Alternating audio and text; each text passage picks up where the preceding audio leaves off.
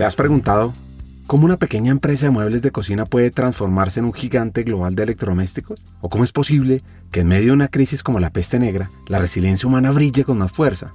¿Y qué se necesita para superar una enfermedad y salir más fuerte? Además de pensar cómo una cultura empresarial sólida puede ser el motor de un crecimiento imparable. Son muchos temas, lo sé, y en este episodio nos vamos a adentrar en cada uno de estos y en la historia de Claudio, vicepresidente de Recursos Humanos de Mave, una figura clave en la transformación y éxito continuo de la empresa. Y es interesante entender qué papel ha jugado en la expansión global de Mave, cómo ha influido su liderazgo en la capacidad de la empresa para superar obstáculos y adaptarse a cambios radicales. Exploraremos cómo Claudio Alcayaga ha impulsado una cultura de innovación y sostenibilidad. Reflexionaremos sobre la naturaleza humana, sus complejidades, tal como lo hace Boccaccio en el Decamerón. Vamos a imaginar un futuro, además, donde la productividad y el bienestar no van a ser polos opuestos sino aliados estratégicos. Mejor dicho, prepárate para un viaje fascinante, lleno de descubrimientos y aprendizajes. La historia de Claudio Alcayaga en Mave es muy interesante. La resiliencia en tiempos de crisis te va a enseñar bastante. Y sobre todo, las estrategias para conectar productividad, talento y bienestar están a punto de ser reveladas. ¿Estás lista? ¿Estás listo? Arranquemos. Hackers del Talento, el podcast que busca cambiar el juego por lo humano en Iberoamérica. Nuestra tercera temporada está enfocada en ti. Luchar con determinación por lo que quieres en la vida, ¿no? Entender por qué te levantás todos los días y vas a determinado lugar o te conectás para desarrollar una tarea. Entender el por qué. Un equipo que sean coachables. Una persona que no es capaz de hablar de sus fracasos, o peor, que considera que nunca tuvo fracasos o nunca tuvo fracasos, es una persona en la cual definitivamente no quiero invertir. Pues yo quiero invertir en personas que hayan fracasado muchas veces, porque quiere decir que aprendieron un montón. Cree en tu talento, tus capacidades, para que seamos parte clave de una región más competitiva, inclusiva, equitativa y próspera, donde juntos pongamos a las personas en el centro del mundo del trabajo. Nuestra responsabilidad es ayudar a líderes a que conecten su cabeza con su corazón. Porque es imposible hacer algo o tomar acción sobre una situación o sobre un problema del cual uno no es consciente. Esperamos que disfrutes esta tercera temporada, porque va a ser una fuente de inspiración, unión, colaboración, aprendizaje, debate para la comunidad interesada en el talento. A través de historias, hacks, reflexiones. Yo me leo a mí mismo para que no se me olvide lo que yo es que enseñaba. Sea fiel a eso que usted escribió y que reflexionó. Así. A mí me han dado un par de consejos muy buenos, prácticos. Uno tiene que leer lo que escribe. Y hay otro que también es práctico, que no es tan filosófico, pero que también me ayudó mucho. Y es que a la gente hay que recibirla. Y conversaciones con CEOs, líderes de talento humano, escritores, actores de cambio. Vas a recibir múltiples ideas para evolucionar como persona, como líder y para que tu empresa sea mejor. Soñar y pensar en grande es exactamente igual que hacer soñar y pensar en pequeño. Te invitamos a regalarte este espacio para ti, con conversaciones profundas y significativas que te harán pensar y te inspirarán a tomar acción. Únete a nosotros en este viaje para hackear el talento y juntos cambiemos el juego por lo humano, por un futuro fuera de serie.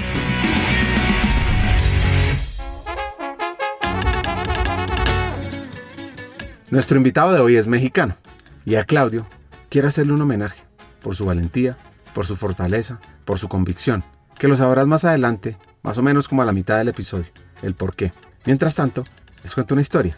Año 1946, las calles estaban llenas de polvo, había esperanza en la Ciudad de México y dos hombres se encontraron para trazar un plan audaz. Egon Mabardi y Francisco Berrondo, con poco más que su determinación y una visión clara, fundaron una empresa que inicialmente fabricaría muebles de cocina.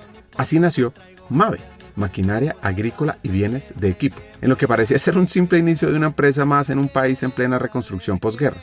Pero Mave no sería una empresa ordinaria. Muy pronto, como una tormenta inesperada en una noche despejada, Mave diversificó su producción.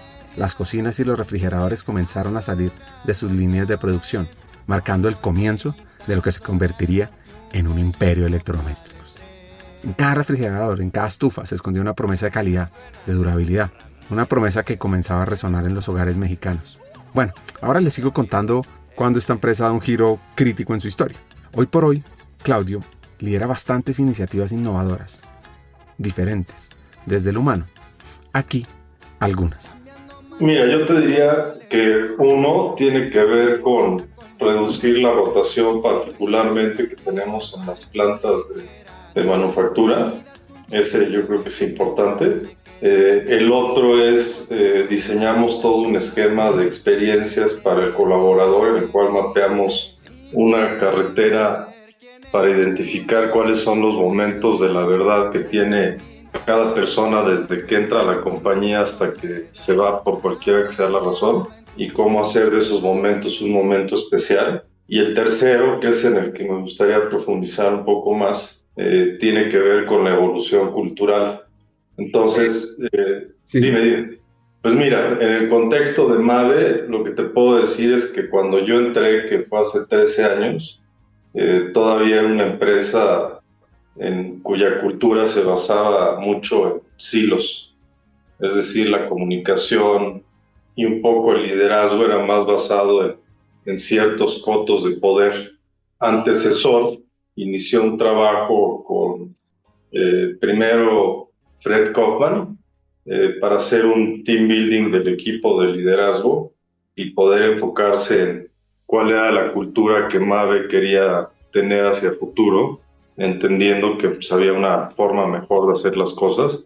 Y ahí nos acompañamos de una herramienta que se llama OCI, de Human Synergistics, que es Organizational Cultural Inventory, que prácticamente es un circunplejo que divide 12 diferentes estilos de liderazgo, pero esos 12 los encapsula en 3 grupos.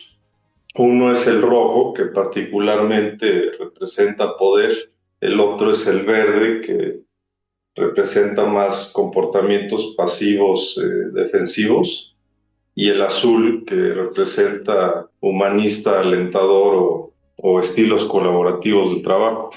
El primer ejercicio que se hizo, si bien fue a mano, fue identificar dentro de ese circunplejo cuál sería la cultura ideal. Todo esto después de haber hecho una racionalización de todos los conceptos de cultura que había, como valores, principios, visión, misión, etc.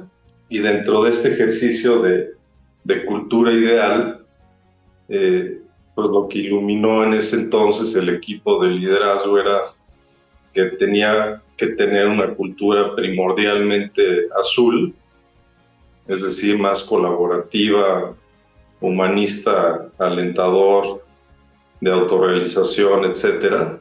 Muy poco rojo, es decir, reducir el poder, y prácticamente nada de verde, que pues verde, como te mencionaba, era evasión, ¿no?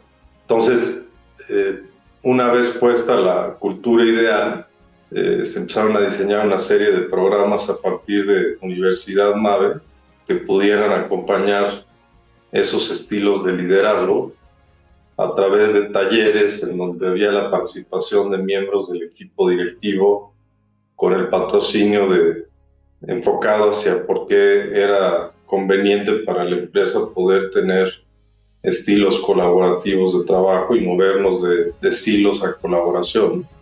Y empezamos a correr la encuesta, pues ya llevamos creo que 12 años.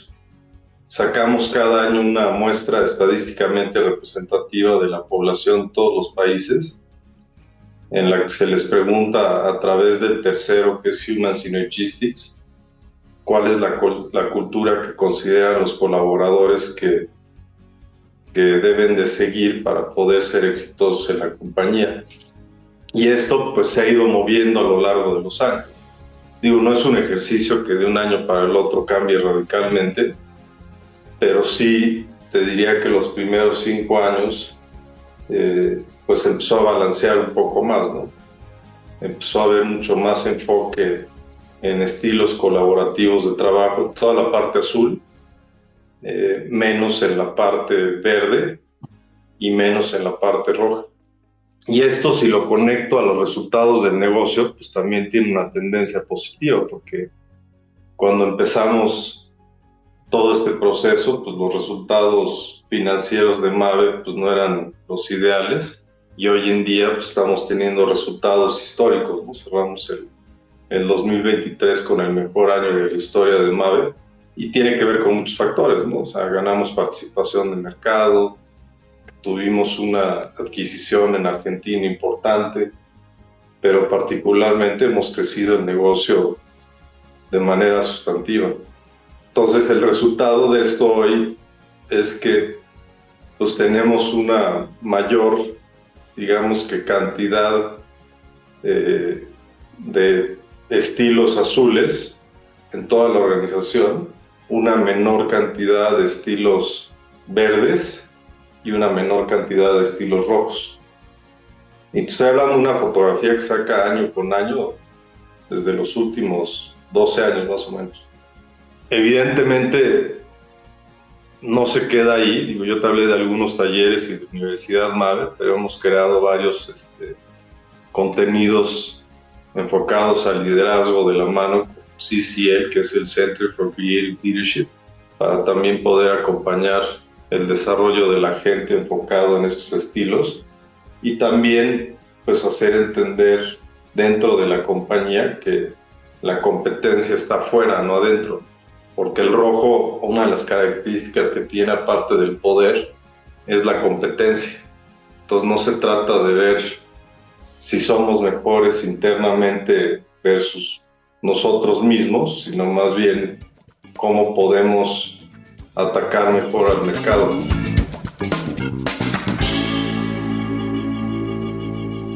En unos minutos profundizaremos sobre qué les ha funcionado, sobre su visión, sobre la medición de productividad, el rol de los líderes. Y es que a lo largo de su vida tuvo varios momentos que lo hicieron moverse bastante de casa, con un amor muy grande de sus abuelos y una pasión por la música. Bueno, a ver, empiezo por decir que nací en la Ciudad de México, tengo casi 45 años, viví con mis papás hasta los 4 años que se divorciaron.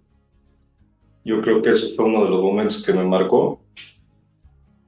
Después del divorcio me fui a vivir con mis abuelos paternos, que mis abuelos eran europeos, ¿no? Mi abuela era francesa y mi abuelo era italiano y eran músicos. Mi abuelo fue director de orquesta de la Filarmónica de la UNAM y violinista, y mi abuela fue pianista de profesión toda la vida, ¿no? De hecho, se conocieron en la Segunda Guerra Mundial. Pues long story short, pues viví con ellos prácticamente hasta los 11 años, que fue cuando se volvió a casar mi mamá. De ahí me fui a vivir con mi mamá a una ciudad cercana a la Ciudad de México, que es Cuernavaca, y vivimos aproximadamente 3 años ahí hasta que decidí yo que era momento de un cambio y le pregunté a mi papá si me podía ir a vivir con él, digo, entendiendo que mi papá hasta este momento había sido más como papá de fin de semana, ¿no? Independientemente de la estructura que me pudiera dar, pues siempre papás divorciados y un papá de fin de semana, pues generalmente busca complacer a su hijo dentro de la educación que le puede dar en los 2 días que ve, ¿no? Ese fue otro momento, yo te diría, que me marcó. Viví con mi papá de los 15 a los 17 años, que bueno, después de todo el, digamos, recorrido que tuvo en mi vida y la importancia, pues para mí fue un golpe fuerte. 16 años muere mi abuelo, pues eso fue otro de los momentos que marcó mi vida, que además murió en mis brazos, ¿no? Pues eso como que me empezó a bajar un poco el ánimo, empecé a ir un poco mal en la escuela y al final acabó en lo que te decía anteriormente, ¿no? Que era pues irme de casa de mi papá, irme y regresarme a vivir con mi abuela. El problema es que mi abuela pues, estaba deprimida porque después de pues, prácticamente 50 años de estar juntos, pues había ido el amor de su vida, ¿no? Pero bueno, dije, bueno, pues unas por otras me fui a vivir con mi abuela. Mi abuela al final siempre me dio la bienvenida, digamos que su casa siempre había sido como un símbolo de estabilidad en mi vida. Y pues pasé momentos, pues digamos, complicados en muchos sentidos, ¿no? Pero también momentos llenos de felicidad porque pues mi abuela se convirtió en una segunda madre para mí. Y esto duró hasta los 29 años, que fue cuando me casé. Y cuando me casé, incluso por el cariño que le tenía a mi abuela, pues tenía yo planeado, junto con mi esposa, ahora esposa, poder vivir pues en una especie de departamento que ya tenía yo un proyecto para hacer encima del garage de mi abuela, pero pues mi mejor amigo me dijo, oye, pues ya tienes que cortar un poco el cordón umbilical y salirte de ahí, ¿no? Entonces pues nos fuimos a vivir un departamento que logré empezar a pagar desde tiempo atrás en Santa Fe, y ese fue otro de los momentos. Digo, no sé si es la infancia, ya te estoy hablando de una etapa un poco más avanzada de mi vida, pero igual y eso te da un poco de contexto, ¿no? Su abuelo, de raíces italianas, le enseñó sobre esa cultura. Incluso en las vacaciones iba a una pequeña casita en Italia. Tenía un par de anécdotas que lo marcaron sobre trabajar, regalar y la pasta. Pues con alegría, simplemente la convivencia y pues lo que implicaba, por ejemplo, hacer pasta en casa, ¿no? Que mi abuelo era un amante de la cocina italiana y mi abuela se convirtió también en amante de la cocina italiana, entonces pues hacían pasta fresca todos los días. Digo, después nos ayudaba alguien, pero la receta siempre era de ellos, ¿no? Yo cenaba viendo la televisión con mi abuelo, comiendo sopa de pasta en la noche. Entonces son como pequeños momentos, y me dice, oye, ¿hay alguna anécdota así muy específica que te marcó? Yo siempre busqué como hacer mis propios negocios desde chiquito, tratando de comprar y vender cosas. Y en algún momento le dije a mi abuelo, oye, pues te vendo, estaba yo vendiendo cosas y le quise vender un estéreo que tenía porque quería yo comprarme uno mejor. Y me dijo, ¿cómo te atreves a tratar de venderme algo? Y me dice, mejor regálamelo y yo te regalo el dinero para que te lo puedas comprar. Entonces, digo, si quieres son pequeñas cosas, pero al final como que era una mentalidad distinta, ¿no? Tenían una resistencia fuerte a México, digamos que pues México no les dio la bienvenida cuando llegaron, y en gran parte de su estancia por ser extranjeros, y yo creo que en ese momento México, pues no, específicamente en el sector en donde estaban ellos, que era el de la música, pues no era tan bienvenido, ¿no? O sea, sacaron periodicazos cuando le dieron la filarmónica a mi abuelo, y como que eso me marcó porque vi que ellos siempre tenían la intención de irse, pero pues nunca se fueron, ¿no? Al final del día vivieron lo que vivieron y estuvieron los años que estuvieron en México. Mi mamá nació en México. Curiosamente yo aprendí a hablar italiano primero que español, porque era el idioma que se hablaba en casa de mis abuelos, y digo con mamá. En todo este tiempo mi mamá también estuvo viviendo temporadas largas en casa de mis abuelos, pero te diría que se engloba un poco hacia allá el tema de las anécdotas que te puedo platicar. Yo puedo pensar en muchas, ¿no? Pero así que me vengan a la mente ahorita son esas.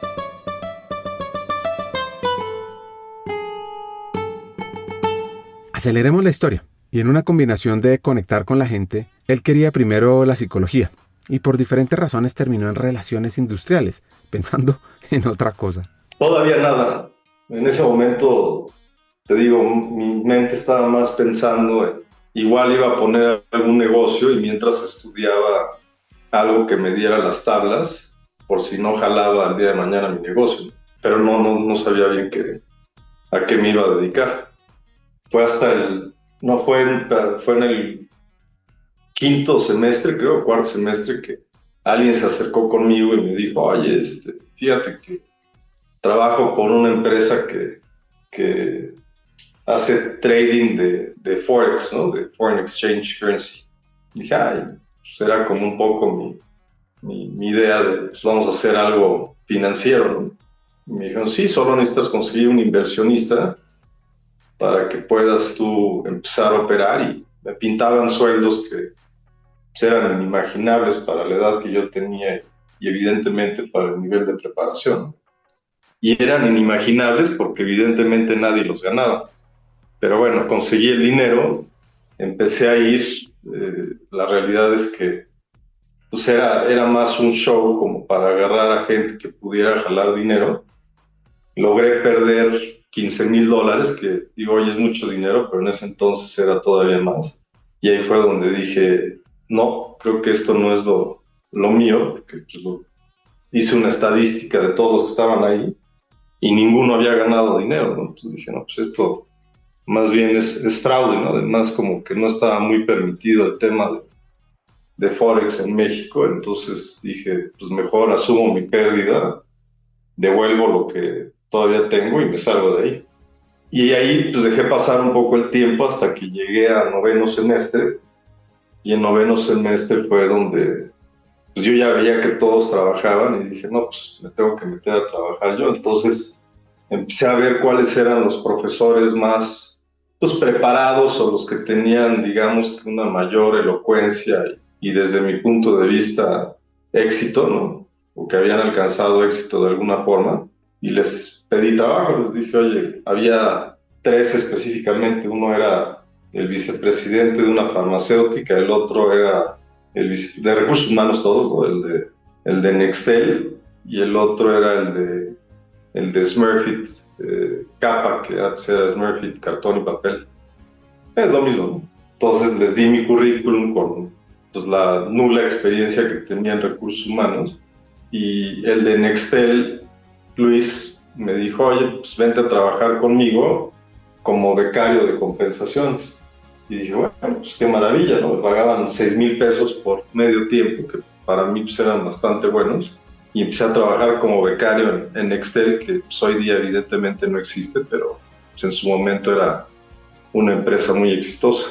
Y pues no hice gran cosa ahí. La verdad es que pues, me dedicaba a revisar sueldos y era más curiosidad para ver si aprendía algo, ¿no?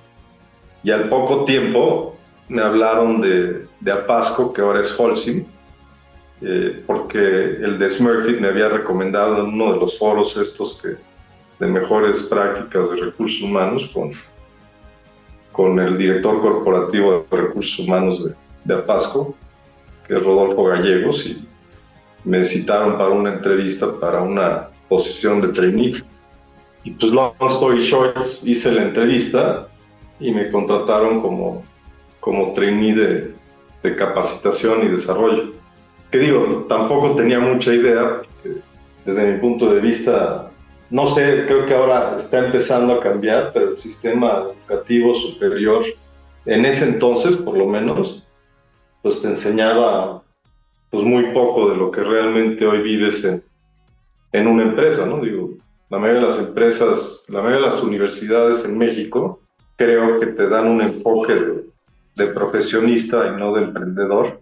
No todas, pero la gran mayoría. Y aún así, como profesionista, pues creo que las bases no son muy buenas, o no eran muy buenas en ese entonces. Pausa acá. Le estaba yendo muy bien en su trabajo. Lo que pasa es que uno tiene amigos que lo llevan a ser mejor. O más bien, si uno hace bien su trabajo, las personas lo notan y lo buscan, que este es un gran hack. Así que esto sucedió.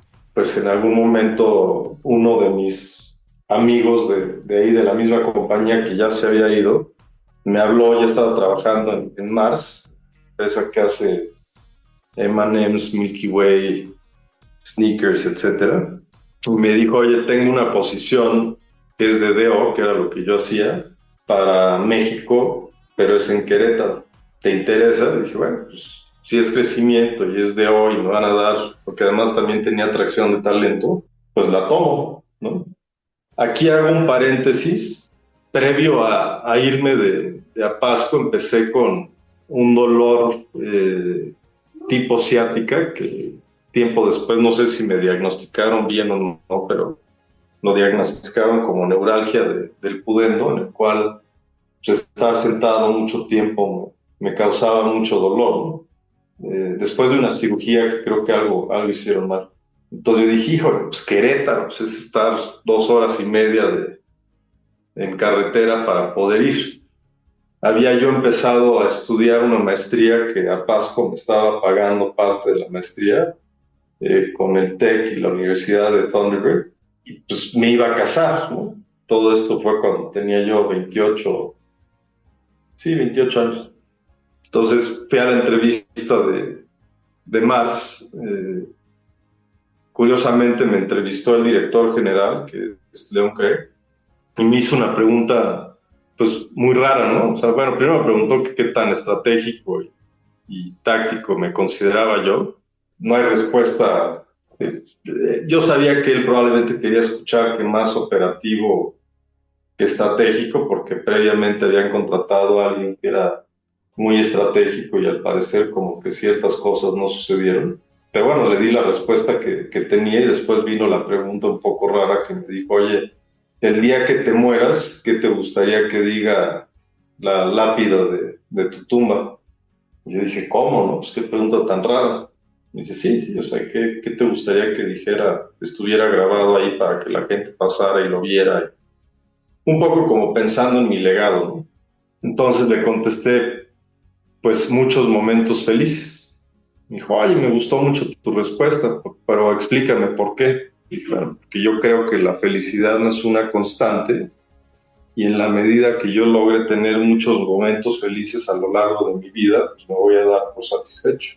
Me dijo, me encantó, y seguido de eso me contrataron. Me dieron la propuesta para irme a Querétaro. Acababa yo después de comprar el departamento este que te platiqué al principio en Santa Fe, que pues era un departamento chiquito, pero pues tenía yo ilusión del departamento y mi esposa también. Entonces pensé un poco en Querétaro, el mercado de Querétaro. En ese momento Mars tenía un tema de rotación de gente, pero era rotación involuntaria, porque pues, por alguna razón la gente no se acoplaba a la cultura. Y dije, no, yo no voy a vivir a Querétaro porque si el día de mañana me corren de aquí, pues el mercado para volverme a posicionar es muy chico comparado a lo que yo tengo en la Ciudad de México. Entonces, acabo de comprar el departamento, estoy terminando la maestría, me voy a casar, pues no es el momento para hacerlo. Entonces, negocié quedarme en México y con todo y el dolor físico, ¿no? Me iba los lunes a las 6 de la mañana y me regresaba los jueves a las 5 de la tarde y ya el viernes trabajaba yo desde México en una oficina que tenían en Mazarik. Esto fue durante 1 año y medio, hasta que al año y medio me dieron la oportunidad de llevar la parte de talento y capacitación para Latinoamérica y el Caribe, lo cual pues fue, digamos que en retrospectiva, pensando en no mudarme de México, pues fue un acierto porque los aeropuertos o el aeropuerto, digamos, fuerte, pues era México. Pues tenía yo que viajar a Brasil, a Argentina, a Colombia, a Miami, de repente iba a Europa, ¿no? Curiosamente tenía más de presupuesto para viaje de lo que yo ganaba al año, lo cual pues me parecía un poco raro, pero bueno, pues era lo que era. El tema es que después de 1 año, estuve 2 años, perdón, hago la corrección, en la posición de DO para México, en el negocio de Petcare, y después cuando me ofrecieron Latinoamérica de talento estuve 1 año y medio. Pero pues, estar en un avión, la realidad es que para mí, es más, hoy en día, ¿no? Que me gustaría decir que ya no es así, pero no es algo fácil porque estar sentado tanto tiempo me dispara el dolor. Entonces llegó un momento en el que dije, yo ya no puedo estar aquí porque no voy a sacrificar más mi salud por seguir avanzando en mi carrera. Por cierto, si quieres escuchar la historia de Leon Craig, ve al episodio 126. Continuando la historia, al tomar esa decisión, lo llaman de Korn Ferry y le hablan de una posición en Mave en temas de desarrollo organizacional. Pero... El proceso duró 3 meses y medio. Me entrevistó el presidente de la compañía, que ahora es presidente del consejo, y varios vicepresidentes. Y después me hablaron y me dijeron, oye, Claudio, fíjate que pues ya... Y para esto yo tenía el título de director en marzo. Me dijeron, pues ya no está la posición de DO, pero nos gustaste mucho y queremos ofrecerte otra para llevar una posición que se llama gestión del cambio. Digo, change management en inglés, ¿no? Entonces yo dije, bueno, pues eso pues no era lo que habíamos acordado. Dice, no, es que les gustó más el otro candidato, pero pues tú nos gustaste mucho y te ofrecemos el mismo paquete y con el mismo plan de carrera, que era que cuando se jubilara la cabeza de recursos humanos, pues yo pudiera ser uno de los sucesores, ¿no? Solo que ahora pues había un jugador más dentro del partido, digamos. Entonces, pues dije, bueno, pues platícame más. Tuve 2 o 3 pláticas más y para no hacer el cuento más largo, al final decidí aceptarla, pero previo a eso, por el tema de salud, que ya llevaba yo algunos procedimientos e infiltraciones. Había encontrado a un doctor no, era más bien un centro médico de fisio en San Francisco. Implicaba que tuviera que estar yo en San Francisco durante un mes para el tratamiento, que en teoría pues me iba a quitar el dolor o me lo iba a disminuir radicalmente. Entonces le dije, oye, está bien, te acepto, pero necesito un mes, ¿no? Él quería que entrara en septiembre del 2011 y le dije, puedo entrar, pero en octubre. Entonces me dijo, bueno, si esa es la condición, está bien. Y al final, pues aproveché en San Francisco para tratar de ver de qué se trataba gestión del cambio, porque pues, en las organizaciones todo el mundo habla de change, pero pues es, oye, necesita change management para esto, para el otro, pero pues en realidad metodológicamente pues creo que muy pocas tienen un área dedicada a gestión del cambio, ¿no? Entonces le pregunté a Palomo, que tú lo conoces, que es buen amigo mío desde Apasco, oye, pues ¿qué libro me recomiendas de change management? Y me mandó uno de ADCAP, y dije, pues tampoco voy a llegar en blanco, ¿no? Al final, independientemente de que me estén contratando con un plan, pues la idea es que pues por lo menos pueda yo aportar algo. Entonces me puse a leer el libro y a estudiar un poco más para poder entender de qué se trataba antes de entrar. A la mitad del viaje de San Francisco, de la estancia ya, muere mi abuela. Entonces tuvimos que regresarnos para pues el funeral y todos los temas, porque al final pues yo como que en gran parte, o si no es que en toda parte, pues me hice cargo de administrar lo que mi abuela tenía para que ella pudiera vivir en paz, y pues en cierta forma también tomé ese rol para poder asegurar que los trámites del sepelio y toda esta cosa que es bastante tortuoso, sobre todo cuando pierdes a alguien querido, pudiera suceder. Entonces nos regresamos a México, hice los trámites, me deprimí, ¿no? Un buen rato, porque la verdad es que sí me pegó mucho lo de la muerte de mi abuela. Y terminando los trámites, me regresé a San Francisco. Y finalmente, desafortunadamente, no sirvió de nada el tratamiento y entré a MAVE el 3 de octubre del 2011 a la posición de gestión del cambio para un proyecto que se llamaba MAVE Way. ¿Alguna vez has sentido que puedes ser parte de algo más grande? En Hackers del Talento exploramos ideas y sobre todo trabajamos incansablemente por crear un camino hacia un mundo laboral más humano y próspero. Y lo sabes, tú eres parte crítica en esta misión. Imagina el efecto mariposa de compartir este episodio. Al pasar la voz a alguien que conoces, puede ser el catalizador de un cambio profundo en la vida de alguien más. Piensa en esa persona, alguien que como tú está listo para crecer y evolucionar. Compartir este episodio con ella no es solo un acto de generosidad, es un paso hacia la construcción de una comunidad más fuerte y unida. Únete a nosotros y sé parte de la vanguardia del cambio en el mundo laboral. Te puedes suscribir en LinkedIn buscando Hackers del Talento para descubrir diariamente aprendizajes del mundo del trabajo. Además, si ingresas a nuestra página web hackersdeltalento.com, te esperará nuestro newsletter Cartas al Talento, lleno de hacks y reflexiones semanales. Y recuerda, cada pequeña acción cuenta. Al unirte a nosotros, más que escuchar un podcast, estás activando un movimiento. Estás formando parte de una transformación global. Estamos aquí, listos para avanzar. Te quiero hacer una pregunta. ¿Te sumas a nuestra misión de transformar el mundo laboral en un lugar donde todos podemos prosperar? Pues bueno, continuemos juntos en este emocionante viaje y sigamos escuchando el episodio. Recuerda, tu presencia es el cambio. Siguiendo con las referencias de episodios en Hackers, si quieren conocer la historia de Víctor Palomo sobre vulnerabilidad, busquen el episodio 357. Está en todas las plataformas. Bueno, quiero hacer una reflexión sobre un autor del cual estoy comenzando a aprender, y mucho. Un clásico, Giovanni Boccaccio, que habla sobre la fragilidad de la vida. Pues escribió el famoso Decamerón. Y es una obra supremamente interesante. De pronto uno en el colegio decía, uy, me tocó leer el Decamerón, qué pereza.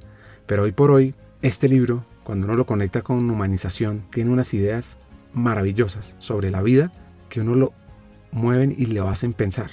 Te voy a contar un poco. Boccaccio es genial mostrando lo cambiante que es la vida. porque sus personajes están siempre subiendo y bajando, con cambios de suerte y crisis que te recuerdan lo impredecible que es todo. Nada es permanente.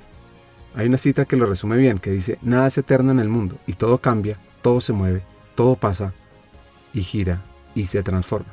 Quien no lo entienda, no entiende la vida. Es como si uno dijera: acepta el cambio, es parte de la vida. Otra cosa de Boccaccio es la capacidad que tiene de mostrarnos cómo los seres humanos nos adaptamos. Pues en medio de la peste negra los personajes se las ingenian para salir adelante, para seguir. Es al final como un recordatorio de que todos tenemos una fuerza interior que a veces ni sabemos que tenemos. Y me encanta cuando dice: frente a la adversidad, los hombres y las mujeres encuentran en sí mismos reservas de fuerza que no sabían que poseían. Así que Boccaccio también tiene un mensaje de vivir el presente. Dice que la vida es breve y llena de incertidumbre. No hay tiempo que perder en arrepentimientos o temores. Celebremos lo que tenemos mientras lo tenemos.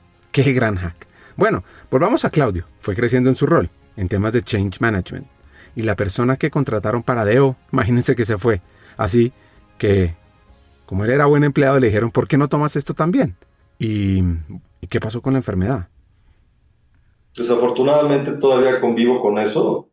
O sea, tuve bloqueos, como te comentaba, de cortisona en Minnesota, que era pues lo más cercano, porque me empecé a meter un poco más al tema y a googlear en ese entonces. Digo, ya han pasado 20 años, ¿no? Pero donde había los mejores doctores del mundo para tratarlo, y encontré uno que se especializaba específicamente en eso en Minnesota, que había sido el jefe de la Clínica Mayo del departamento que se especializa en todo el tema pélvico. Y fui allá, viajé. Esto fue durante desde el punto de vista profesional, mientras que estaba yo en Mars, y ahí me funcionó un poco, pero después como que volví a recaer, y me daba mucho coraje porque generalmente siempre fui una persona, pues no deportista de competencia, pero sí que le gustaba hacer ejercicio y por lo menos nadar, ¿no? Y pues esto era, pues no incapacitante, pero sí se podría llamar una incapacidad invisible, ¿no? Pues cuando ves a alguien en silla de ruedas dices: oye, pues esta persona tiene alguna discapacidad, pero en mi caso, pues me ven parado y pues creen que lo hago porque está de moda ahora estar parado, y la verdad es que lo hago porque así me duele menos el nervio, ¿no? Luego lo nombran en un gran cargo. 40 años, 39, me dan la oportunidad de llevar la vicepresidencia global de recursos humanos, lo cual pues, para mí era pues, un honor, ¿no? Un privilegio y un reconocimiento importante, no por el título, sino por el impacto que tiene, ¿no? Reportando directamente con el CEO y con el presidente del consejo. Poco tiempo después, es más, hoy estamos casi a 3 años sería en abril, en una vacación en Cuernavaca, que es la misma ciudad esta donde te dije que viví 3 años.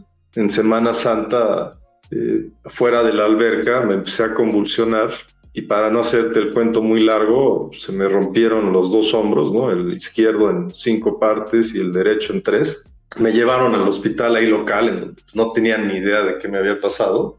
Y pues al no tener idea, mi esposa organizó todo para que me trajeran a la Ciudad de México a un hospital donde sí hubiera gente capacitada para determinar qué había pasado, y me diagnosticaron con un tumor en la cabeza. Entonces, pues eso fue un shock evidentemente importante en mi vida y en la de mi familia, ¿no? Yo teniendo 2 hijos en ese momento, pues también estando en el hospital, cuando te dicen que te van a abrir la cabeza, pues no es... Ahí sí realmente es brain surgery, ¿no? Las películas dicen: oye, pues no es como que si fuera brain surgery, aquí literalmente es brain surgery. Entonces, pues ahí pasaron muchas cosas por mi cabeza, ¿no? Pues una de ellas evidentemente era que podía yo morir, y la otra pues era qué hubiera hecho yo diferente. Entonces me operaron primero el brazo derecho, que era el más fácil porque solo había sido 3 pedazos, después el izquierdo, donde me pusieron una prótesis, y después me quitaron el tumor en la cabeza, que era un oligodendroglioma, más o menos del tamaño de un limón amarillo, ¿no? Entonces en el lóbulo frontal derecho. Afortunadamente y gracias a Dios salí bien de la cirugía. Bueno, de las cirugías, porque todo esto fue en un periodo de 2 semanas y media. Sí, con pues, varios miedos de qué iba a pasar después, ¿no? Cómo iba a quedar yo, si iba a quedar con alguna discapacidad, si iba a poder trabajar, si iba a poder hacer ejercicio, si iba a poder manejar, ¿no? Con amor por los coches, si iba a poder cargar a mis hijos, digo, todo lo que te puedas imaginar me pasó por la cabeza, incluyendo el bisturí, y pues afortunadamente salí bien, ¿no? Hoy en día tengo los brazos no al 100, ¿no? O sea, el pronóstico era que el izquierdo no lo iba yo a poder levantar completamente. Cuando ponen prótesis como la mía, generalmente no se puede. Y pues eso sí me frustraba, porque dije, ¿y ahora cómo lo voy a hacer para nadar?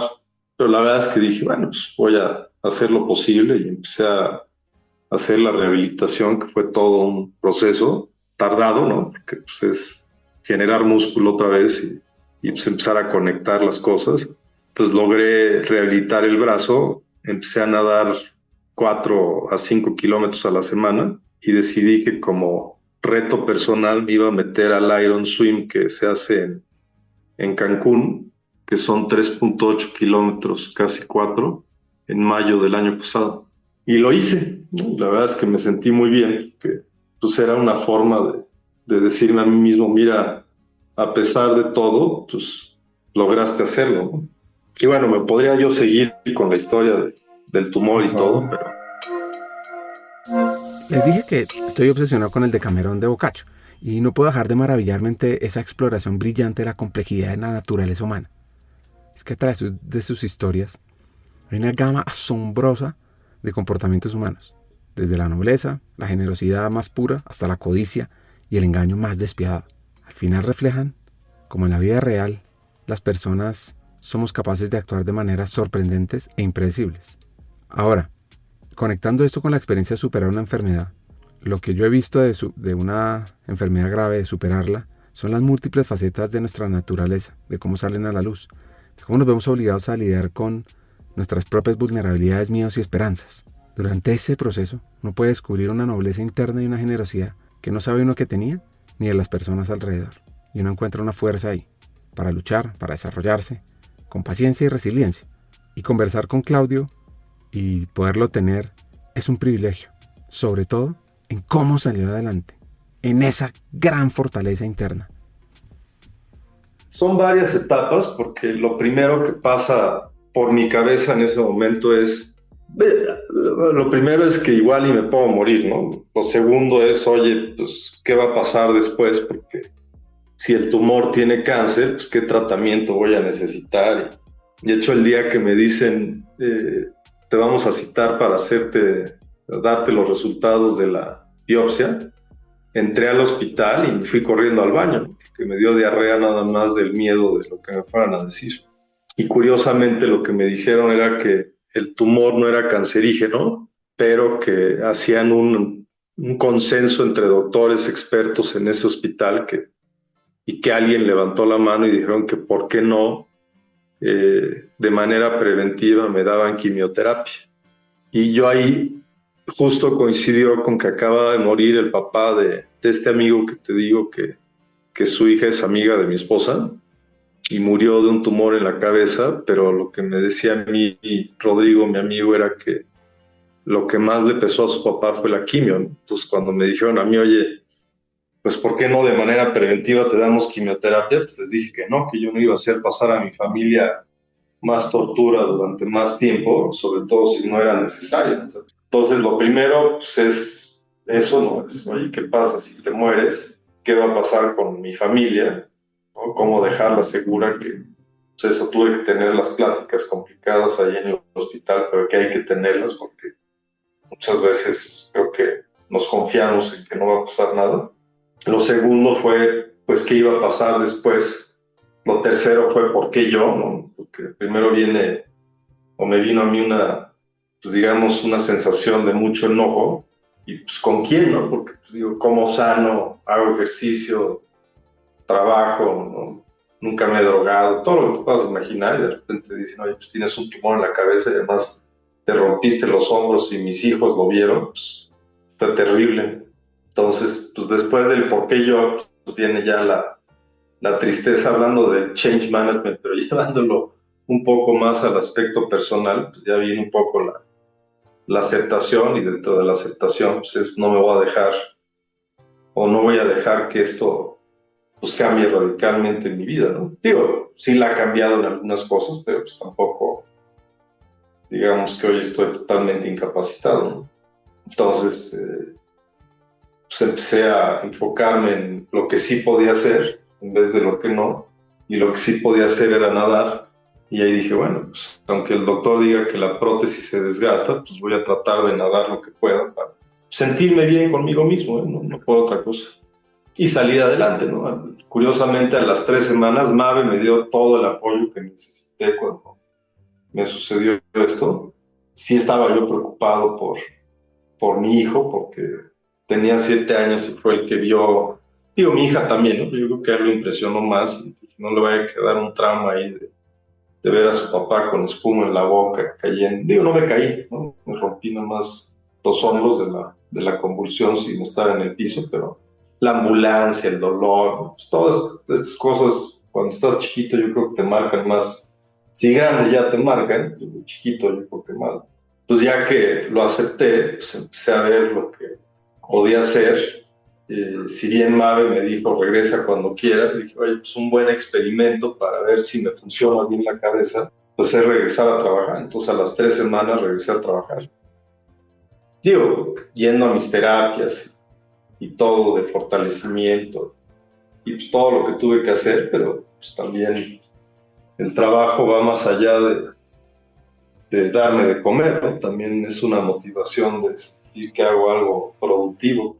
Sin ser productivo, pues también no tiene mucho sentido.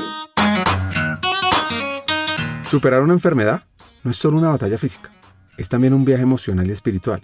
Nos desafía a enfrentar la complejidad de nuestra naturaleza humana y a encontrar maneras de crecer a partir de esta experiencia. Gracias de verdad, Claudio, por mostrarnos esa fortaleza interna, esa capacidad de aprendizaje, de curiosidad, a superarlo. Y también a seguir impactando la empresa. Con eso que hablamos al comienzo. Con eso que hablamos al inicio del episodio, con interesantes resultados. Gracias. La verdad es que ha sido un trabajo de mucha gente y con mucho patrocinio desde el consejo de administración hasta el CEO y los diferentes equipos de liderazgo. Primero, los que reportamos directamente con el CEO. Segundo, porque además partimos los resultados siempre de las encuestas de OCI por niveles de la pirámide. Entonces, si tú ves una pirámide de talento que va del 1 siendo el equipo de liderazgo hasta el 5, que son, pues, digamos, los puestos de coordinación, analistas, etcétera. Incluso a veces llegamos a, pues sí, analistas más bien, ¿no? Trainees y lo que en el mercado podríamos llamar como punto de entrada. Tenemos un nivel 1 que hoy es mayormente azul, prácticamente no tiene nada de verde y tiene muy poco rojo. Tenemos un segundo nivel que es el nivel de directores, que también pues yo veo que están convencidos, porque los resultados también tenemos un resultado muy similar al del nivel 1, y donde tenemos el reto ahorita es en el nivel 3 y 4. Ahí lo curioso es que cuando tú tienes un estilo de liderazgo rojo, lo que provocas en el nivel siguiente al que estás es un estilo de liderazgo verde. Es un poco como el yes sir, oye, vamos a irnos por acá, y todo el mundo dice vamos a irnos por acá en vez de cuestionar si es la ruta correcta, ¿no? Y ese es un reto interesante, porque si bien pues, hay 2 niveles que están totalmente convencidos o estamos totalmente convencidos, pues ahora tenemos que trabajar más en los niveles gerenciales, de jefaturas y de coordinaciones para que pues, seamos más efectivos. ¿Se acuerdan que hablamos de los inicios de Mabe y les dije que había un giro? Pues en esta historia, el punto de no retorno ocurrió en 1987. Imagina a Mabardi y Berrondo, estos hombres visionarios, firmando un pacto con una gigante, General Electric. Y esta alianza estratégica fue más que un acuerdo comercial. Fue un movimiento calculado casi maquiavélico, que cambiaría para siempre el destino de Mabe.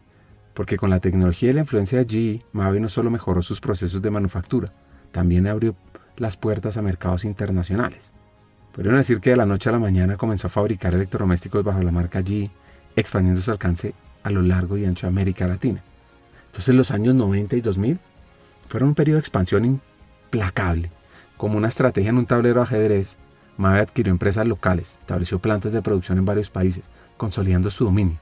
Un crecimiento meteórico, que se encontró al final liderando el mercado de electrodomésticos de Hispanoamérica. Y una de las preguntas que me surge oyendo a Claudio es ¿cuál es su visión con la iniciativa que hace poquito nos contó? Pues mira, mi visión es que podamos llegar al OCI ideal, que es el que te mencionaba anteriormente, que de hecho acabamos de sacar una muestra nuevamente como para poder pues dibujar cuál sería la cultura que estamos buscando como organización, independientemente de la que se sacó hace 12 años, que yo creo que no va a salir muy diferente a lo que vimos en su momento, pero probablemente sea más azul. Yo creo que va a tener muy poco rojo y va a seguir teniendo nada de verde, ¿no? Ahora, ¿cómo alcanzar esa visión? Pues es el reto. Creo que la cultura, como tú dices, filosóficamente hablando, si bien se respira, pues hay que ver cómo la vive cada uno de los individuos que formamos parte de la organización, ¿no? Yo el primer año que entré a Mabe me encontré con una cultura de choque y eso pues a mí me hizo reflexionar muchas cosas que hoy en día puedo empezar a implementar o sugerir, porque para mí fue un shock al inicio e incluso dudé si había tomado la decisión correcta. Ahora, hablando de datos duros, lo que te puedo decir es que nuestra rotación en nivel 1 y nivel 2 de la pirámide de talento es 0. Que hay gente que podrá decir que es malo, pero al final del día pues la gente se identifica con la compañía. Más allá de la camiseta, creo que hemos logrado tener una fórmula en donde se encajan los valores de la compañía con lo que la gente está buscando. No siempre es de una vía, yo creo que siempre hay que verlo de dos vías. Tiene que ser la gente adecuada para la compañía, pero también la compañía para la gente. Y eso pues es algo que nos va a tomar, yo creo que otros 3 o 4 años, ¿no? No es un trabajo, repito, que se pueda lograr de un año para el otro. Pero cada ascenso tiene su sombra, y en el corazón de Mabe latía una preocupación constante: sostenibilidad. En el mundo cada vez más consciente del medio ambiente, Mabe enfrentó la presión de innovar, no solo por eficiencia y tecnología, sino por un futuro más verde. Así que respondió implementando prácticas de manufactura ecológicas, desarrollando electrodomésticos que no solo eran eficientes, sino respetuosos con el planeta. Pues hoy les cuento que Mabe está presente en más de 70 países. La esencia de su historia sigue viva. El futuro para esta compañía está lleno de posibilidades. Y una cosa es segura, y es que la historia que comenzó en 1946 con Mabardi y Berrondo está lejos de terminar. Porque es que cada nuevo desarrollo, cada nuevo mercado añade un capítulo a esta emocionante historia. Y a veces turbulente saga de éxito e innovación. Y en todo esto, ¿qué les ha funcionado implementando esta gran iniciativa que se llama Mabe Way? Mira, ¿qué nos ha funcionado? Mucho tiene que ver con el liderazgo que muestran o tratamos de mostrar quienes tenemos las áreas a cargo.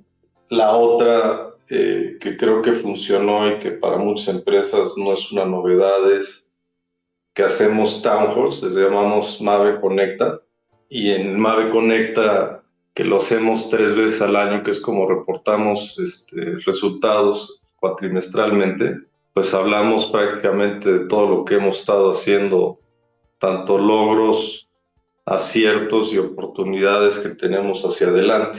Entonces, al tener esta información en vivo, se conectan alrededor de 6,000 personas, que es prácticamente nuestra población de administrativos, y al tener la información de viva voz de quienes lideran el negocio, también se logran matar pues, estos cotos de poder en donde en el pasado se podía interpretar como que información es poder, ¿no? Entonces, si había un ruido, un radiopasillo de, oye, pues vamos mal, pues ahorita ya no hay que preguntarle al que sí entra a la junta, ¿no? Simplemente hay que meterse al town hall y escuchar qué es lo que está pasando. Y eso acompañado de diferentes iniciativas y ejercicios o talleres de team building que se hacen a lo largo de las áreas, pero también le sumaría el que trabajemos por procesos y no por áreas nada más, ¿no? Porque los procesos pues van de punta a punta y es un poco la definición del modelo de negocio de la que te hablaba en la primera parte de nuestra conversación, que es cómo tener un modelo de negocio que vaya con procesos end-to-end para poder lograr los resultados con métricas claras y en donde cada quien tenga claro cuál es el rol que juega para poder lograrlo. Transforma tu futuro hoy. ¿Estás lista? ¿Estás listo para ser esa persona líder que refine talento humano en tu organización? Recuerda, invertir en ti mismo, más que una decisión inteligente, es el acto más poderoso de liderazgo que puedes realizar. Y nuestra academia Hackers del Talento LATAM, más que un programa de formación, es una inversión en tu potencial ilimitado, una puerta a convertirte en visionaria, en estratega, capaz de impulsar el cambio, la innovación y adquirir las nuevas herramientas para transformarnos en este mundo tan tecnológico y tan humano. Te voy a dar 4 razones para que apliques cuanto antes a la Academia Hackers del Talento LATAM. 1.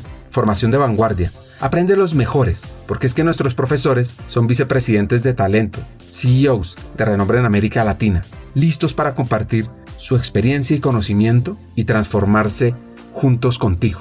2. Conéctate con una comunidad de élite. Al unirte, te integrarás a una red de profesionales con ambición, con sueños, que enriquecen tu camino profesional y personal, con una gran experiencia laboral, que además probablemente se convertirán en buenos amigos tuyos. 3. Contenido revolucionario y actualizado. Nuestro currículo abarca temas clave para tu futuro, desde estrategia, antropotec, mindset para hackear el talento, liderazgo, impacto, influencia, conocimiento del negocio, analítica de personas, inteligencia artificial. Mejor dicho, te vamos a dar herramientas para que te posiciones y estés a la vanguardia en tu área, en people, en gestión de lo humano. Y por último, la experiencia educativa es de alto impacto. Nuestro enfoque innovador combina teoría y práctica, retos de transformación, coaching entre pares, acceso a cientos de contenidos asincrónicos y mucho más. Y al final, lo que estamos haciendo es garantizar un aprendizaje dinámico y profundo.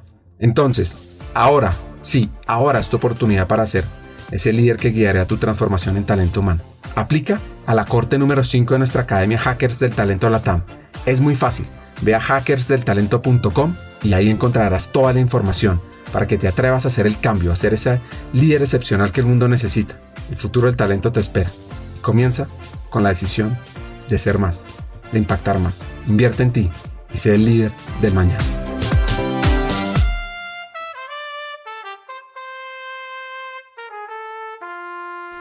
Claudio es curioso sobre la productividad y así lo define. Mucha gente habla de productividad y la realidad es que me he metido a investigar un poco el cómo medirla.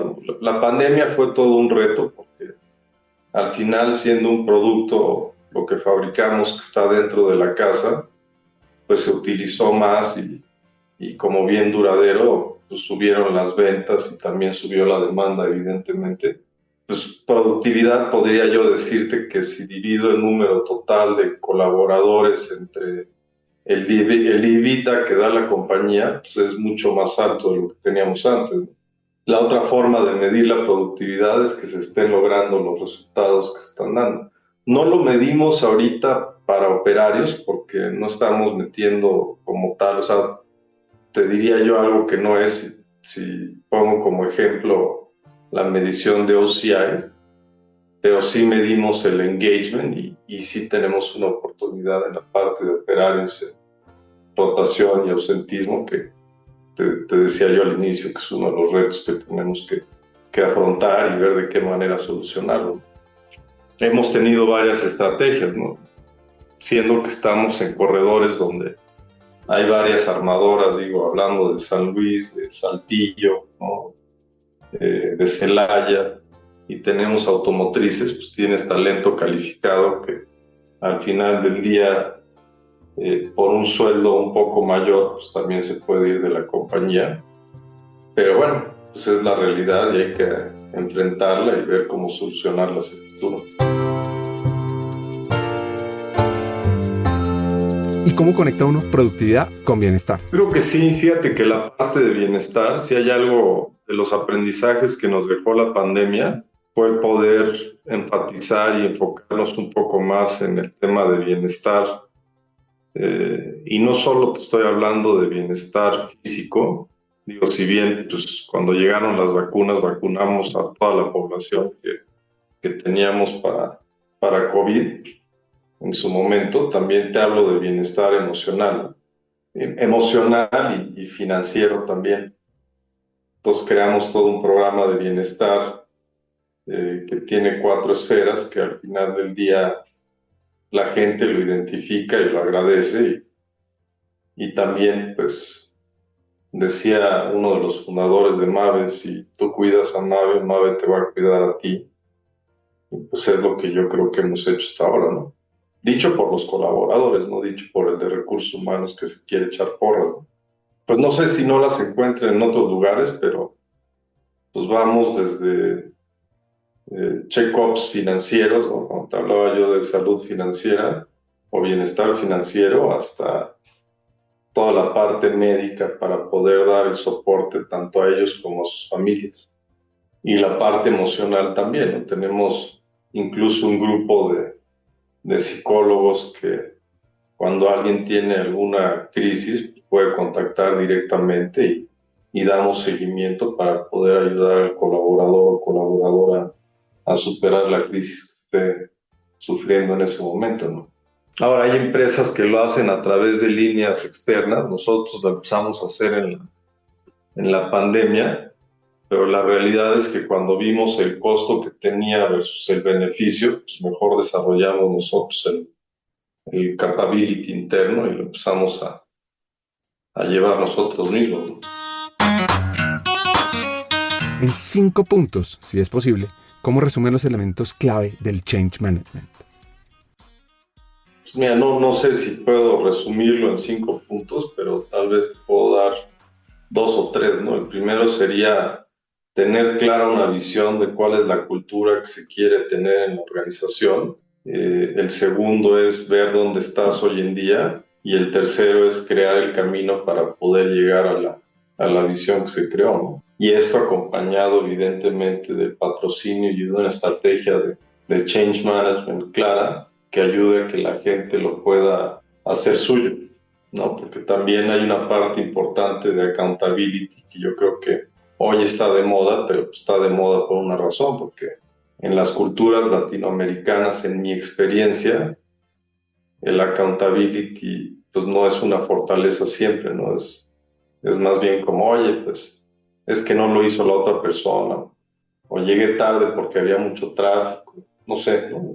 Esta como mentalidad de no hacerse responsable de las cosas, en la medida que logremos que todos seamos accountables, porque no hay una traducción exacta a español, creo que puede ser una cultura más exitosa independientemente del rumbo que se le quiera dar, ¿no?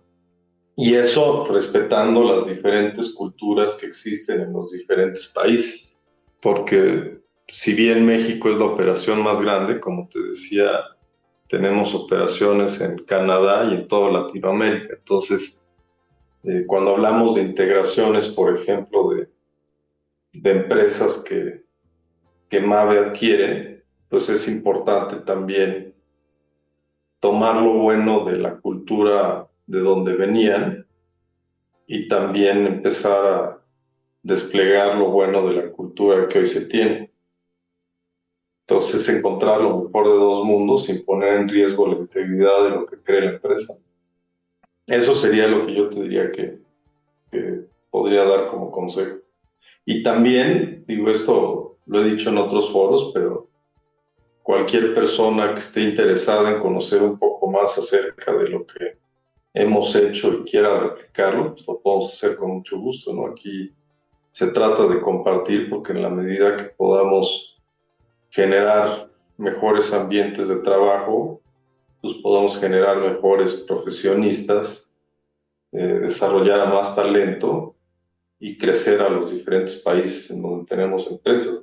Hay un programa que va acompañado con lo que te estoy diciendo, que no es excluyente, pero se llama Fondo Familia MAVE, que nació por un temblor que tuvimos, un sismo que tuvimos en México, creo que fue en el 2017, si no mal recuerdo. Si no, bueno, pues lo editamos, pero estoy casi seguro que fue en el 2017. La verdad es que se juntó toda la gente y decían, oye, ¿qué podemos hacer para la gente que fue afectada por el sismo, ¿no? De hecho, pues varios perdieron sus casas, gente tuvo daños importantes. Tuvimos una colaboradora que desafortunadamente su primo se quedó atrapado en un edificio y perdió la vida. Y ahí mi jefe estaba en China, entonces le hablé y le dije, oye, pues tenemos a toda esta gente que quiere ayudar. Y me dijo, no, pues créate un fondo en donde la gente pueda donar dinero y dentro de ese dinero que MAVE después lo pueda igualar y con eso pues, podemos ayudarlo.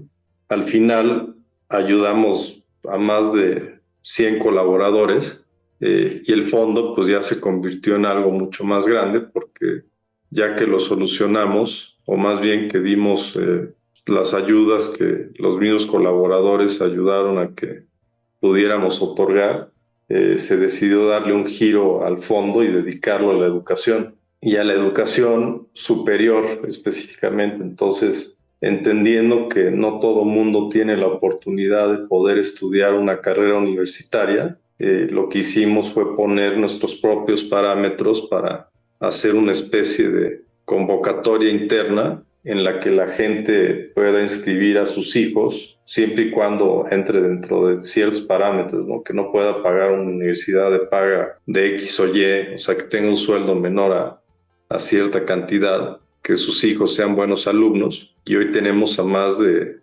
100 becados. Incluso ya graduamos a varios. Y eso pues, es otra práctica que a mí me gustaría compartir, ¿no? ¿Por qué? Porque con eso hacemos mejores países, ¿no? Creo que el brinco de poder estudiar una carrera universitaria da la oportunidad también de cambiar la vida, no solamente de la persona, pero también de las familias que muchas veces forman parte de la casa, ¿no? Para cerrar el episodio, un par de consejos. No tenga una expectativa tan alta. Eso me lo dijo mi jefe, me dijo que la decepción es una fórmula matemática, que es la diferencia entre tu expectativa y la realidad. Y el que yo daría, pues tiene que ver un poco más con la congruencia, ¿no? Pensando en que otro amigo me dijo algún día que después del CEO, la cabeza de recursos humanos es la persona más observada en la compañía. Yo creo que hablando de una comunidad de recursos humanos y como área, no hay que ser cabeza de recursos humanos, pero como área, pues vale la pena ser congruente con los valores que tenemos y con los valores de la compañía, porque pues, hay una autoridad moral ahí importante que tiene que walk the talk, la cultura que se quiere llevar a lo largo de la empresa. Claudio Alcayaga, vicepresidente de Recursos Humanos para la región en MAVE, nos deja muchos hacks. Primero, tenemos una fortaleza interna que nos sorprende.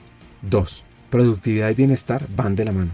Entre más rápido lo entendamos, mejor, porque así más impacto generamos. Y 3, es posible, o más bien, es el camino, que al consolidar la cultura como eje de crecimiento, superemos adversidades laborales y competitivas. Hasta un siguiente episodio, sigamos hackeando el talento.